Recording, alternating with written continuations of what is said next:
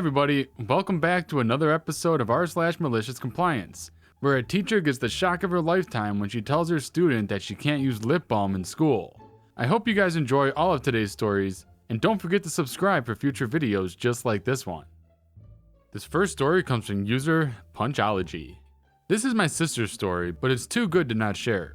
This was back when she was in the 2nd grade, and this girl was the perfect child. I wish I was kidding, but no. You know that one kid with the halo and the sweet smile? The manners to make a parent proud and the cutesy little voice? Yup, that's her. But she does have a mean streak when you push her. You would think that all the teachers loved her, right? Nope, not her 2nd grade teacher.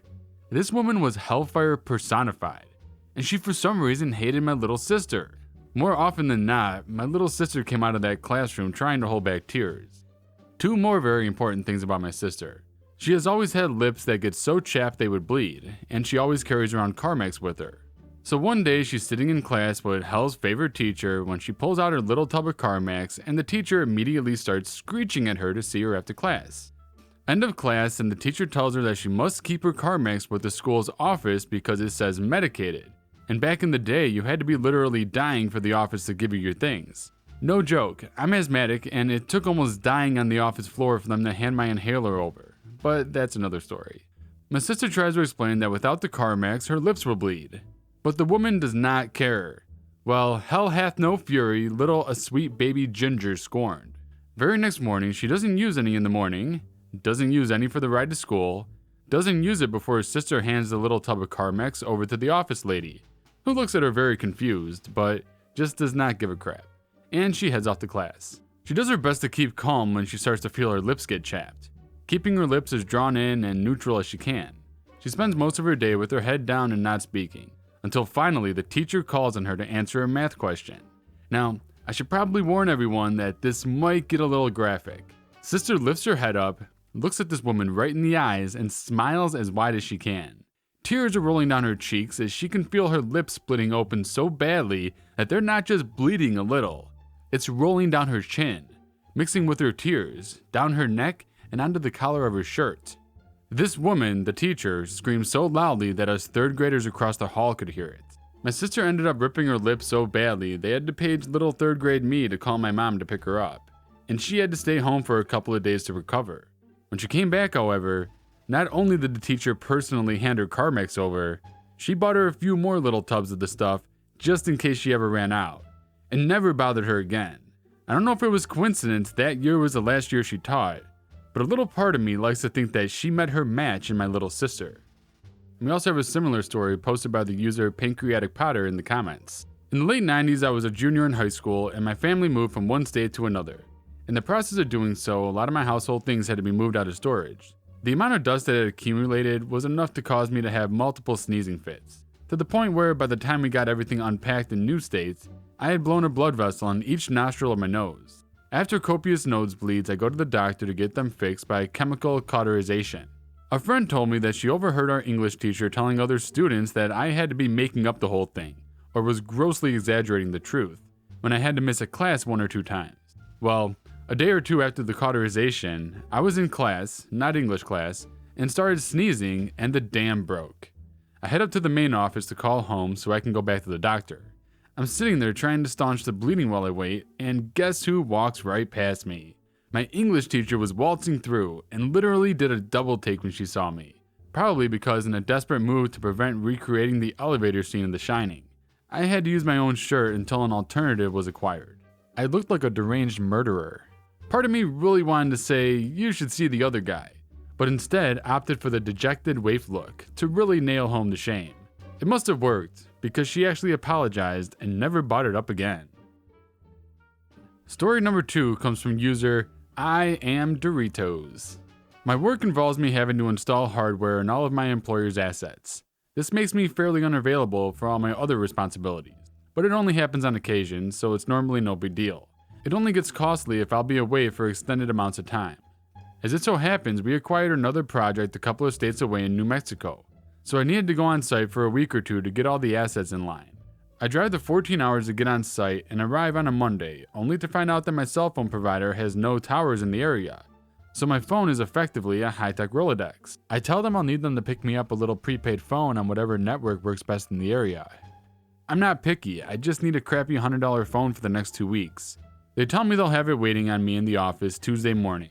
The thing about my job is I typically answer to no one besides the owner of the company.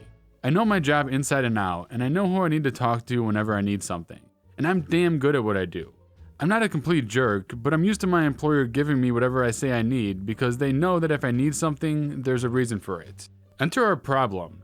The project lead for this project moved over to my company when we bought the project out, so he feels like he has something to prove. When I arrive on Tuesday morning, I ask the supply tech for my new phone. He twirls his thumbs for a bit and tells me that he was instructed to tell me I need to talk to the project lead. I thought this was odd, but figured maybe he wanted to introduce himself. I enter his office and my first impression is that this might be the smuggest looking prick I've ever met. I've long learned that my first impression of someone is usually accurate, so I mentally buckle down and prepare for a crap fest. He skips over introducing himself, I assume because he's so important I should have read his autobiography at some point, and immediately jumps in and says, "You the one that wanted a phone?" I nod in affirmation and before I can speak, he dives back into his monologue. "No one else around here gets a phone. Don't know why you think you're special. If you need internet, you can use the office Wi-Fi." Rather than wasting my breath explaining things, I decided to just shrug and say, "Okay, whatever you say." Here's where the malicious compliance kicks in. Whenever I'm on a location, they get billed by the main office for all my time, supplies, etc. This all comes out of their bottom line, but I usually work quickly, so it isn't too bad. The thing is, the assets I'm installing hardware on are about 45 minutes away from the office, and I have to ensure each one is activated before I can install the next to ensure there are no errors with the integration. This means that instead of just activating them from my phone and troubleshooting on the spot, I have a 45-minute drive in between every step of my job. My job now goes 45-minute drive to asset location, install hardware, 45-minute drive to office, activate. If activation works, another 45-minute drive to next asset. If not, then 45-minute drive back to troubleshoot, which hopefully works the first time, but can easily take more trips. Long story short, this turns what was originally going to be a 2-week project into just over 6 weeks. My time is not cheap, nor is my equipment. The increase in cost to his project was around $14,000 once you factor in my pay and the fuel costs. Then add however much the extra 4 weeks of paying for me to stay at the Holiday Inn Express cost. I never saw this bill, so I didn't factor it in, but I assume it was around $700 per week. That brings us up to an extra $17,000. That would have been the end of it. But my main office was not happy about this, as me not being available except for by email at night / when I was in the office caused them tremendous difficulty in the extra month I was absent. They ended up backcharging his project for every cost that had come along due to my absence, which totaled just under $60,000. So now his project is being hit with almost $80,000 in charges, all because he wanted to flex his authority and deny me a phone, which would have cost a couple $100. That would have been the end of it, but I'm told this morning that our newest project lead is being let go for wasting resources. Story number 3 comes from users Stuff, Things, and Stuff. Interesting name. My coworker, an absolute hero, maliciously complied at security on one of our subcontractor jobs. The customer was a manufacturer for high-end electronic components. Security was tight as a small 4-inch by 6-inch box could contain $250,000 worth of microchips. Our team was installing equipment in their facility for 1 week. A security checkpoint had to be passed every trip in or out of the building. Mr. Security Guard, Chad maybe, decided my coworker, Steve probably, was more suspicious than the other 4 techs. So every trip in and out, not only was Steve made to dump his entire contents of his backpack out on the table and go through it, Chad required Steve to show him the last 5 pictures he'd taken on his phone to prove he wasn't stealing secrets. That's all fine, except Chad let everyone else go through without any sort of inspection. Steve is trying to stay positive, but obviously this is eating away at him. Steve tries to be overly positive, but also a bit snarky with comments like, "Thank you, Paul Blart, for keeping America safe," which busts up the rest of our crew. Then Steve has the idea that will free him the rest of the week. Wednesday comes along, Steve is overly scrutinized on our way in as usual. As we head to security at lunch, Steve says that he has to go to the bathroom. He comes back out a few minutes later, absolutely giddy. Chad Blart, Mall Cop, stops us on our way out and asks Steve to see his camera roll. Steve gladly hands the phone over. Chad is greeted by some very peculiarly angled shots of Steve's booty hole. What the F? Chad throws the phone down on the table. Oh, sorry, I thought I had a hemorrhoid and I wanted to see how bad it was. Is everything okay with my pictures? Is the facility safe? Chad never checks Steve's material again. Good on you, Steve. Alright guys, that brings us to the end of today's video. What do you guys think about today's stories? Let me know in the comment section below. And I'll see you guys in the next video.